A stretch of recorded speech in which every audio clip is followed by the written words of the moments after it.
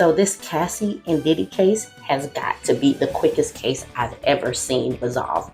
So the story broke on Thursday that she was filing a $30 million lawsuit against him.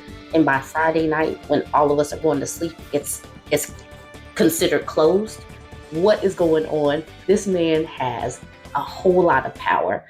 And he must have more power than some of these other dudes that have been taken down, because WTF. So there are articles all over the place. I just happened to grab this one from the BBC. Sean Diddy Combs, singer Cassie settles lawsuit accusing rap mogul of rape and abuse. The pair said they reached an agreement on Friday without disclosing details. In a joint statement with Mr. Combs, Ms. Ventura said that she decided to resolve this matter amicably on terms that I have some level of control. I want to thank my family, fans, and lawyers for the unwavering support.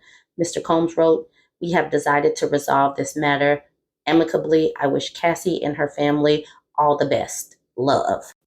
The fact that they're not disclosing details, it speaks volumes in itself to me. And I am hoping, I was really hoping that we would get some of the secrets that Diddy has been able to hide for so long. I was hoping that this case would be that thing, but hopefully at least her coming forward will allow some more secrets to tumble out. So Cassie filed on Thursday. Mr. Combs and his lawyers was like, "This is offensive and outrageous. She's just out here trying to extort him." But her lawyer said, "I'm very proud of Ms. Ventura for having the strength to go public with her lawsuit. She ought to be commended for doing so." She said, Ms. Ventura says, "After years in silence and darkness, I'm finally ready to share my story." She said that on Thursday. Now she is no longer ready to tell her story. I swear Diddy is the person that we thought Suge Knight was. Diddy is that person. So according to Ms. Ventura, he was plying her with drugs and alcohol and caused her to fall into dangerous addictions that controlled her life.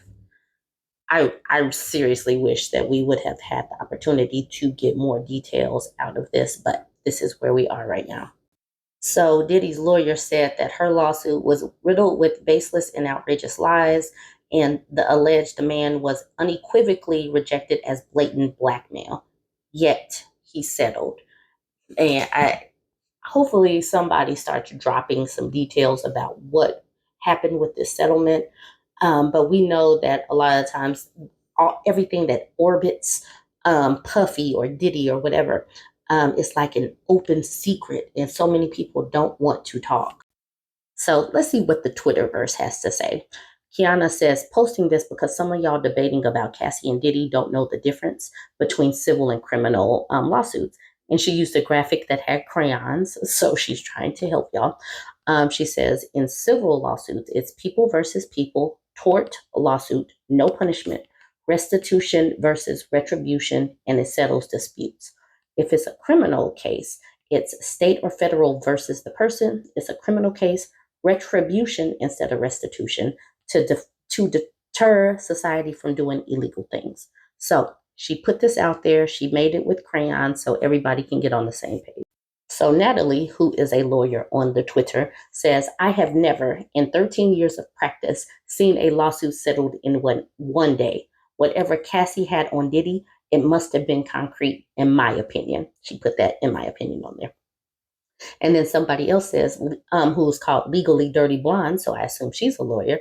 She said, "Exactly. I can't believe people are trying to say otherwise. Something terrified him." And then Natalie came back with, "Exactly. The allegations she made were of a nature that either was or was not some type of third party or supporting evidence. A quick settlement leads me to think there was." Okay, then the next person says, "I think overall the victory for Cassie is destroying Diddy's public image. Her lawsuit is a matter of public record forever with zero countering from her abuser. Someone as obsessed with public perception as Diddy now has this massive stain that no PR can wipe clean." And then Janine responds with, "He can't erase this knowledge from everyone's brain, wondering how he's going to be treated in the industry at large after this."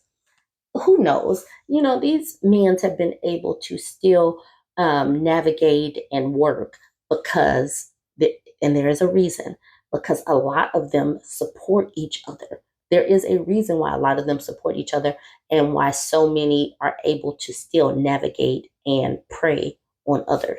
This person says, Cassie accomplished what she wanted. She got to tell her story, and now she's added a layer of protection. He can't do anything to harm her without all of us looking directly at him.